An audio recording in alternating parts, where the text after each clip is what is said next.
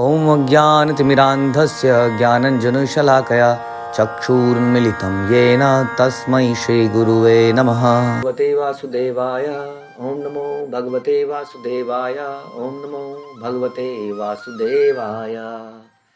श्रीमद् भागवतम में हमारा चल रहा है कैंटो पहला, चैप्टर आप जानते हैं चैप्टर 8। तो हम लोग सुन रहे हैं कुंती महारानी की प्रेयर्स। श्लोक संख्या 28। मन्ये त्वाम कालम ईशानम अनादि निधनम विभुम समम चरंतम सर्वत्र भूतानाम यत मिथकली। हे भगवान, मैं आपको शाश्वत समय, परम नियंता, आदि अंत से रहित तथा सर्वव्यापी मानती हूँ। आप सबों पर समान रूप से दया दिखलाते हैं। जीवों में जो पारस्परिक कलह है वह सामाजिक मतभेद के कारण है। तो हे भगवान, मैं आपको शाश्वत समय मानती हूँ। वास्तव में भगवान गीता में बताते हैं कि कालो अस्मि, मैं काल हूँ। और आप जानते हैं कि काल जो है, ये जो सवेरा और ये जो दिन है, ये जो काउंटिंग है, 1 घंटा, 2 घंटे, 3 घंटे, पिछली शताब्दी, आने वाली शताब्दी, मिलेनियम इत्यादि, ये सब जो है ये वास्तव में इस भौतिक जगत के अंदर है। भगवान के आध्यात्मिक जगत में ये कुछ एग्जिस्ट नहीं करता है। वहाँ पर ये टेंशन नहीं है, जल्दी करो समय निकल जाएगा। यदि आपको किसी पेड़ के नीचे बैठ के अच्छा लग रहा है तो यहाँ आपको सोचना पड़ता है, ओहो अब समय हो रहा है, शाम हो रही है, थोड़ी देर में अंधेरा हो जाएगा, यहाँ जानवर आ जाएंगे, निकलो यहाँ से, हो गया बहुत। लेकिन भगवान के धाम में आपको जितना जहाँ पे जितना समय लगाना है वहाँ उतना समय लगाया जा सकता है। तो ये लेकिन फिर भी ये जो शाश्वत समय है, तो वो कह रही है मैं आपको शाश्वत समय मानती हूँ। समय एक ऐसी शक्तिशाली चीज़ है जिसके आगे कोई नहीं टिका आज तक। बड़े से बड़े शक्तिशाली व्यक्ति भी समय के साथ धीरे धीरे समाप्त हो गए, मर गए। किसी व्यक्ति को अगर मारना है तो कुछ करने की ज़रूरत नहीं है, समय के साथ वो धीरे धीरे अपने आप मर जाता है। तो समय इतना शक्तिशाली है, इतना बलवान है। आप परम नियंता हैं। बहुत सारे संसार में नियंता हैं, जैसे कल या परसों प्रश्न आ रहा था ईश्वर के ऊपर, तो किसी को भी ईश्वर बोला जा सकता है। कई बार इंद्र इत्यादि को भी ईश्वर बोल देते हैं क्योंकि वो कंट्रोलर हैं। कोई व्यक्ति जो बहुत सारी चीज़ कंट्रोल कर रहा है उसको ईश्वर बोल देते हैं, लेकिन परम ईश्वर, परम नियंता केवल भगवान को बोलते हैं। इसलिए आप सारे कंट्रोलर्स के भी कंट्रोलर हैं। आप आदि अंत से रहित हैं। ना तो आप कभी आपका ऐसा दिन आएगा कि आपकी मृत्यु होगी, ना कभी ऐसा दिन आएगा कि आया था कि आप कभी पैदा हुए थे। इसलिए आप आदि से भी रहित हैं और अंत से भी रहित हैं। आप सर्वव्यापी हैं।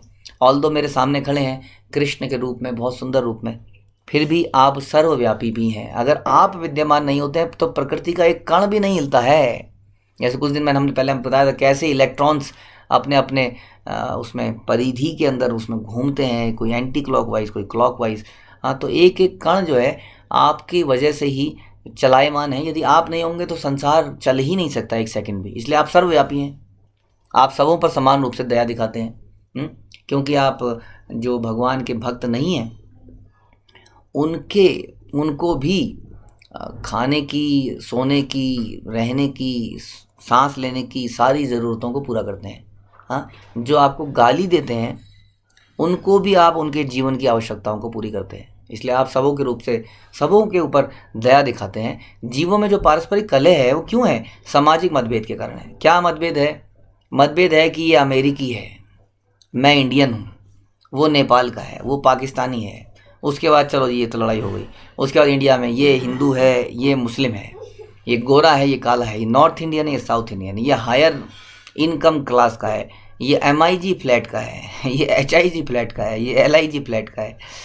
तो इस प्रकार से बहुत सारे ये जो पारस्परिक भेद हैं ये क्यों हैं? क्योंकि हम ये नहीं समझ रहे हैं कि ये सब कुछ झूठ है। ये सारे के सारे लोग कृष्ण के अंश हैं बस। और कोई जो भेद हैं वो सारे टेम्परेरी भेद हैं। इस जन्म में ये भेद हैं, अगले जन्म में पता नहीं आप वो भी आपके साथ इंडियन बन जाए, आप अमेरिकी बन जाओ, कौन जानता है। इसलिए जीवों में परस्पर कलह क्यों है? क्योंकि ये कॉमन लिंक को, कॉमन फैक्टर को हम नहीं जानते हैं कि हम सब अल्टीमेटली कृष्ण के संतान हैं, उनके अंश हैं, उनकी सेवा करना हमारा कर्तव्य है। इसलिए जीवों में ये सारी कला है। इसका एग्जाम्पल श्रील प्रभुपाद देते हैं कि श्रील प्रभुपाद ने बताया कि आप लोग कितने समझौते कर लीजिए, यूनाइटेड नेशंस बना लीजिए, कुछ नहीं हो सकता है जब तक लोगों के अंदर ये फीलिंग नहीं आती कि हम सबका पिता एक ही परमात्मा है, एक ही कृष्ण है। और उन्होंने दिखाया कि किस प्रकार इस्कॉन के बैनर के नीचे, इस्कॉन के मंदिरों के नीचे सारे धर्म, सारे कंट्री के लोग, सारे वर्ण आश्रम के लोग एक साथ भगवान का जप और कीर्तन इत्यादि करते हैं और कोई कलह नहीं है। हाँ, क्यों नहीं है कलह? क्योंकि वो इस कॉमन चीज़ को जानते हैं। लेकिन हमारे समाज में भेद है, मतभेद है, इसलिए इतने सारे कलह हैं। इसलिए सबको अगर भक्त बना दिया जाए तो चारों तरफ शांति आ जाएगी। न वेद कश्चित भगवन चिकीर्षितम तव इह मानस्य नृणाम विडम्बन न यस्य कश्चित दयति अस्ति करहिचित द्वेष्य च यस्मिन विषमा मति नृणाम।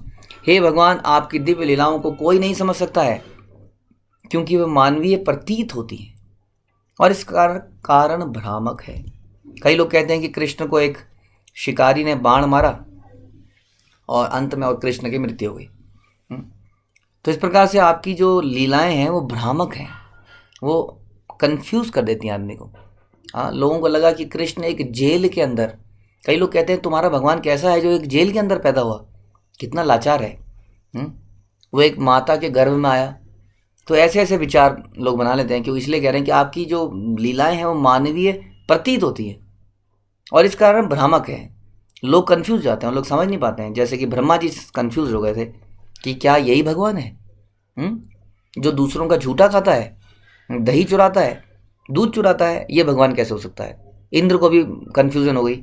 इंद्र ने कहा ये छोटा सा बालक कौन है, मेरी पूजा होती थी, इसने मेरी पूजा रुकवा दी। तो देवता तक भ्रमित हो जाते हैं। आपकी लीला कैसी प्रतीत होती हैं? मानवीय प्रतीत होती हैं। क्यों ऐसी फिर लीला करते हैं भगवान? भगवान मनुष्यों को अट्रैक्ट करने के लिए मानवीय लीला करते हैं और उसके बीच बीच में कुछ दिव्य लीला भी कर देते हैं। तो हम जैसे लोग भगवान से रिलेट कर पाते हैं उन लीलाओं को। तो हमें भगवान से आकर्षण पैदा होता है, और ज़्यादा आकर्षण पैदा होता है। जब महाविष्णु एक शेषनाग पे बैठ के अवतार लेंगे तो लोगों को इतना अट्रैक्शन नहीं होगा, लोगों को रिस्पेक्ट की फीलिंग आएगी। लेकिन जब कृष्ण अपने गोपों के साथ खेलते हैं, गोपियों के साथ नृत्य करते हैं, तो लोगों को उनसे अटैचमेंट डेवलप, प्रेम डेवलप होता है। तो ये प्रेम डेवलप करने के लिए वो मानवीय लीला करते हैं। ना तो आपका कोई विशेष कृपा पात्र है, ना ही कोई आपका अप्रिय है। ऐसा नहीं है कि संसार में कोई आपका दुश्मन है। वास्तव में एक पिता का एक पुत्र आज्ञाकारी नहीं होता, एक आज्ञाकारी होता है, लेकिन फिर भी पिता उसे घृणा नहीं करता है। उसके लिए तो वो सारे ही बच्चे हैं, सभी का कुछ व्यवस्था करके ही जानी पड़ती है। ये केवल लोगों की कल्पना ही है कि आप पक्षपात करते हैं। यानी कि जो पक्षपात है वो पक्षपात इस आधार पे नहीं है कि सुविधाओं को ठीक बराबर नहीं दिया जा रहा है। लेकिन जहाँ तक भगवान का प्रेम है, प्रेम तो उसी से होगा जो आपसे प्रेम करता है कि नहीं? ऐसा कैसे हो सकता है कि एक बच्चा है जो आपकी सारी बात मानता है, आपके पैर दबाता है, सब कुछ करता है, उसके प्रति हृदय में प्रेम तो होगा। लेकिन ऐसा हो सकता है कि पिता फिर भी सारे बच्चों को जायदाद का हिस्सेदार बना के जाए। This is possible. लेकिन ऐसा हो सकता है कि रहने के लिए वो एक ही बच्चे के साथ रहे, मैं तेरे साथ ही रहूँगा, अपने अंतिम समय में तेरे साथ ही रहना चाहता हूँ, बाकी जगह बड़ी खटपट होती है। कोई बहू मुझे बूढ़ा कहती है कि बूढ़ा खांसता रहता रात भर, कोई मुझे कुछ कहता है, मैं बेटा तेरे पास ही रहूँगा। यानी कि जिसको प्रेम चाहिए तो उसको प्रेम देना पड़ेगा। जिसको पिताजी की जायदाद चाहिए तो पिताजी तो जायदाद में फिर भी सबको हिस्सा दे ही देते हैं। लेकिन जिसको पिताजी का प्रेम चाहिए उसको प्रेम करना पड़ेगा। इसलिए लोग व्यर्थ में ही सोचते हैं कि आप पक्षपात करते हैं। ऐसा नहीं है, पक्षपात नहीं करते हैं। जैसा मैंने बताया, अगर पक्षपात करते होते तो जितने भी नास्तिक हैं वो दम घुट घुट के मर जाते हैं। भगवान ऑक्सीजन की सप्लाई रोक देते, बंद करो ऑक्सीजन देना। जितने भी नास्तिक हैं उनको ऑक्सीजन देना बंद करो जी। हाँ, वायुदेव मैं तुम्हें आज्ञा देता हूँ, तो वायुदेव पूरी नहीं करेंगे आज्ञा? उसी दिन सारे के सारे मर जाएंगे, 5 मिनट में सारे नास्तिक खत्म संसार से, बताइए। लेकिन फिर भी भगवान देते हैं, इसलिए पक्षपात नहीं करते हैं। लेकिन उनका प्रेम अपने भक्तों से ही है, क्योंकि भगवान कहते हैं जहाँ मेरे भक्त मेरा गायन करते हैं, मेरा गुणगान करते हैं, मैं वहीं पर रहता हूँ। रहते वहीं पर हैं, उस पिता की तरह जो अपने सबसे चहीते बेटे के साथ रहता है। ठीक है, तो इस तरह से बताया। जन्म कर्म च विश्वात्म अजस्य अकर्तु आत्मनः तिर्यक निर ऋषिषु यादसु तत् अत्यंत विडंबना। हे विश्वात्मा, यह सचमुच ही चकरा देने वाली बात है कि आप निष्क्रिय रहते हुए भी कर्म करते हैं। ऐसा कैसे हो जाता है कि आप हिल डुल भी नहीं रहे हैं फिर भी सारा काम हो रहा है? आपकी शक्तियाँ इतनी दिव्य हैं। जैसे कि एक कंपनी का मालिक एक कंपनी में बैठा है, कुछ नहीं कर रहा है, लेकिन इतनी बड़ी कंपनी पूरी दुनिया में चल रही है उस आदमी की इंस्ट्रक्शन के ऊपर। कितना शक्तिशाली वो आदमी हो जाता है। जो कुछ नहीं कर रहा है, बैठा है, सारे क्लर्क हैं, 15,000 20,000, कई कंपनियां ऐसी उसमें 1.5 लाख एम्प्लॉयज़ हैं। 1.5 लाख एम्प्लॉयज़ पूरे संसार में। सोचिए 1.5 लाख लोग काम कर रहे हैं और वो व्यक्ति जानता भी नहीं है कि कौन कौन काम कर रहा है उसके लिए। तो जब मनुष्य में इतनी ताकत हो सकती है तो भगवान की क्या बात करें। तो इसलिए कह रहे हैं कि ये बड़ा चकरा देने वाला है कि आप निष्क्रिय हैं फिर भी सारा काम हो रहा है। प्राण शक्ति रूप और अजन्मा होकर भी जन्म लेते हैं। हाँ, प्राण शक्ति रूप अजन्मा होकर भी जन्म लेते हैं। हम लोग जन्माष्टमी मनाते हैं कि आज के दिन भगवान पैदा हुए। कई लोग इससे भ्रमित हो जाते हैं, अरे भगवान पैदा हुए, तुम्हारे भगवान पैदा हुए तो ये तो द्वापर के अंत में हुए, इससे पहले तो राम जी आए थे, या इससे पहले तो ये आए थे, उससे पहले तो वो आए थे, हाँ फिर ये भगवान कैसे हैं। इसलिए यहाँ पे बताया कि आप अजन्मा है। अजन्मा का क्या मतलब होता है? अजन्मा का मतलब जिसका जन्म नहीं होता है, फिर भी आप ऐसी लीला करते हैं कि आपका जन्म हुआ। आप स्वयं पशुओं, मनुष्यों, ऋषियों और जलचरों के मध्य अवतरित होते हैं कि नहीं? कभी भगवान मत्स्य अवतार लेके आते हैं, कभी वराह अवतार लेके आते हैं, कभी ऋषि मुनि बन के आते हैं, कभी परशुराम बन के आते हैं, कभी देव ऋषि नारद बन के आते हैं, कभी व्यास देव बन के आते हैं, नर नारायण बन के आते हैं। तो इस प्रकार से आप पशुओं में, मनुष्यों में, ऋषियों में, जलचरों के मध्य अवतरित होते हैं। सचमुच ये चकरा देने वाली बात है कि आप ये कैसे कर लेते हैं ऐसा कुछ। How it is possible. Narad ji भी चकरा गए थे कि भगवान आपकी 16,108 रानियां एक साथ कैसे, और हाउ इट इज़ पॉसिबल कि सारी की सारी रानियां खुश हैं। आदमी एक पत्नी को खुश नहीं कर पाता है, 10 कंप्लेंट आती हैं, मुझे समय नहीं देते, मुझे नहीं बताते, सबको पता है ये बात, मुझे ही नहीं पता है। ऐसा कंप्लेंट मेरे पास अक्सर आती रहती है, मैं इसलिए बता रहा हूँ। बेचारा पति कभी सेटिस्फाई नहीं कर पाता है। अगर उसकी 16,000 रानी पत्नियाँ हो जाएं तो क्या होगा उसका, सोचिए। तो नारद मुनि बड़े कंफ्यूज थे कि सारी पत्नियां इतनी खुश कैसे हैं। और जब वो द्वारका में आए देखने के लिए तो देख के चकरा गए कि हर महल के अंदर भगवान एक साथ एक ही समय पर उपस्थित हैं। हाँ, कहीं पर बच्चों को पढ़ा रहे हैं, कहीं पर उनके पैर दबाए जा रहे हैं, कहीं पर वो खाना खा रहे हैं, कहीं पर वो कुछ कर रहे हैं, एक साथ एक समय में। नारद मुनि चकरा गए। तो इस प्रकार से कुंती महारानी भी कह रही है, ये बड़ा हैरान करने वाला है कि आप कैसे ये इतने सारे अवतार एक साथ न जाने क्या क्या कर रहे हैं, और ऐसा लगता है कि आप कुछ नहीं कर रहे हैं। देखा जाए तो लगता है कि केवल आप बांसुरी बजा रहे हैं, फिर भी सारे काम हो रहे हैं।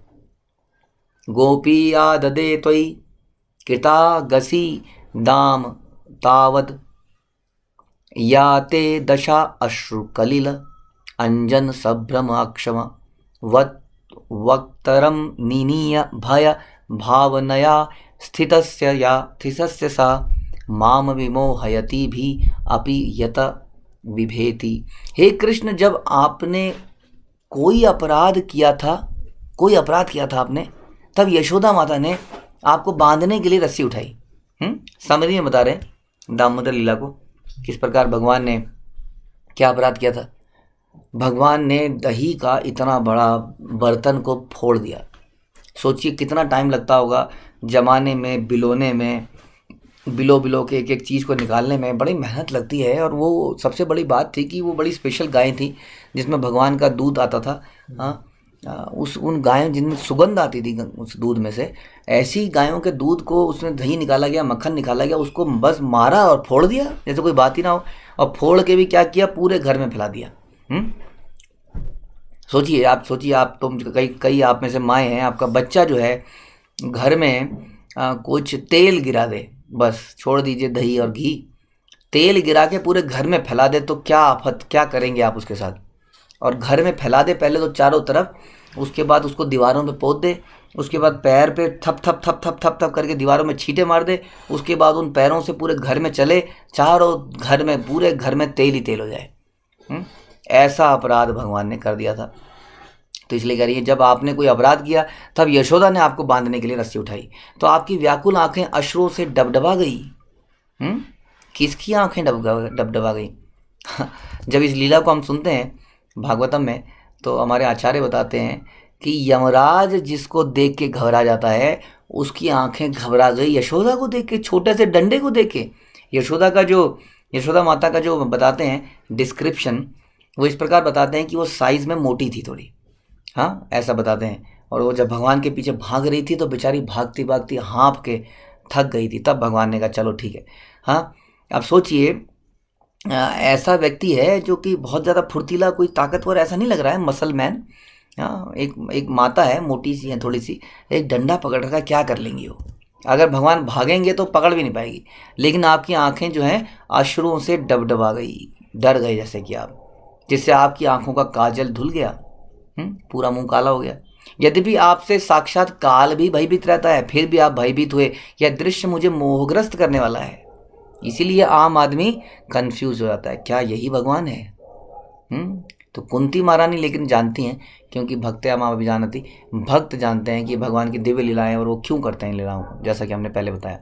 इसलिए वो कह रही हैं कि मैं तो मोहग्रस्त हो जाऊं, कोई आम आदमी तो बिल्कुल कंफ्यूज हो जाए, हाँ, कि क्या यही भगवान है? यह दृश्य मुझे मोहग्रस्त करने वाला है, लेकिन भक्तों को ये दृश्य बड़ा आनंद प्रदान करने वाला है। पूरे कार्तिक के महीने में, जो कि अब आएगा 3-4 महीने में, पूरे महीने यही गाते रहते हैं, भक्त पागल हो जाते हैं इसी लीला के ऊपर, इसी को सुनते रहते हैं, इसी को गाते रहते हैं, हर साल वही लीला सुनते हैं।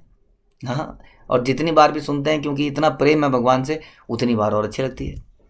तो ये बता रही हैं यहाँ पर, इस प्रकार से कुंती देवी बहुत ही रमणीय लीलाओं को बता रही हैं। केचित आहु अजम जातम पुण्य श्लोकस्य कीर्तये यदो प्रियस्य अन्ववाय ववाये मलयस्य इव चंदनम। कुछ कहते हैं कि अजन्मा का जन्म, अजन्मा भगवान का नाम है जैसा हमने बताया, अजन्मा का जन्म पुण्यात्मा राजाओं की कीर्ति का विस्तार करने के लिए हुआ।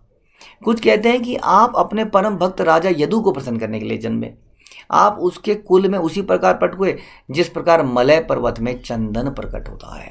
तो यदुवंश, ये कथा भी आप श्रीमद् भागवत में आगे सुनेंगे कि यदुवंश कैसे कैसे कैसे आया। जब आप 10वें कैंटो की तरफ आ रहे होंगे तब आएगा कि भगवान कैसे आए, कैसे एक एक भगवान के पूर्वज आए। तो यदुवंश में आप किस प्रकार से आए। कोई कहता है कि आप राजाओं की कीर्ति का विकास करने आए, बढ़ाने आए, लेकिन वास्तव में देखा जाए तो आपको मालूम है कि शिशुपाल बोलता है, जब वो भगवान के प्रति आरोप लगाता था कि अरे इस आदमी का तो कुल नहीं पता क्या है, वर्णाश्रम में ये कौन से आश्रम में आता है, जरा बताओ तो। कभी तो एक गाय चरा रहा होता है, गोप बन जाता है यानी कि वैश्य में, और थोड़े दिनों बाद ये राजा बन जाता है। तो ये क्षत्रिय है, ये वैश्य है, ये क्या है, क्या आखिर में? इसका कुल का नहीं पता, इसका धर्म का नहीं पता। तो इस प्रकार से विश्वनाथ चक्रवर्ती ठाकुर लिखते हैं उसके परपट में कि बिल्कुल सही तो कह रहा है शिशुपाल, क्या गलत कह रहा है? भगवान को क्या वर्णाश्रम में बांध सकते हो? क्या आप बोल सकते हो कि भगवान वैश्य हैं? क्या आप बोल सकते हो कि भगवान क्षत्रिय हैं? ये तो वर्णाश्रम है, ये तो देहात्म बुद्धि पर है। भगवान तो देहात्म बुद्धि से हमेशा ही ऊपर है। इस प्रकार से कोई कहता है कि आप राजाओं की कीर्ति बढ़ाने आए हो, कोई कहता है आप क्षत्रिय हो, आप दिखाने आए हो, कोई कुछ कहता है, कोई कुछ कहता है। वास्तव में तो आप अपने भक्तों को प्रसन्न करने आते हो, हाँ, और भक्तों के लिए आप कुछ भी करने को तैयार हो जाते हो ताकि उनकी कीर्ति बनी रहे। इसलिए आप कई बार अपनी कीर्ति को मिटाने के लिए तैयार हो जाते हो। आप शपथ लेते हो कि मैं शस्त्र नहीं उठाऊंगा, भक्तों के लिए शस्त्र उठा देते हो ताकि बाद में चाहे आपको कोई आरोप लगाए, हे कृष्ण इसका क्या भरोसा। सोचिए अगर भगवान के बारे में लोग ये बोले, इसका क्या भरोसा, बोलता कुछ है करता कुछ है। बोलता है शस्त्र नहीं चलाऊंगा, शस्त्र चलाने लगता है, इसका क्या भरोसा। रण में लड़ने जाता है और लड़ाई छोड़ के भाग जाता है। हमने तो सुना था कि क्षत्रिय कभी पीठ दिखा के नहीं जाता, मर जाता है, और ये लड़ाई छोड़ के भाग जाता है जरासंध से। तो इस प्रकार से भगवान की जो लीलाएं हैं वो बड़ा मोहित करने वाली हैं, भ्रमित करने वाली हैं। इसलिए उनको भक्तों के हिसाब से जब सुनेंगे तब हमें समझ में आएगा कि वास्तव में इन लीलाओं का क्या मतलब है। तो इस तरह से बहुत सुंदर लीलाएं चल रही हैं जो कि आगे भी चलेंगी, इसको आगे हम सुनते रहेंगे।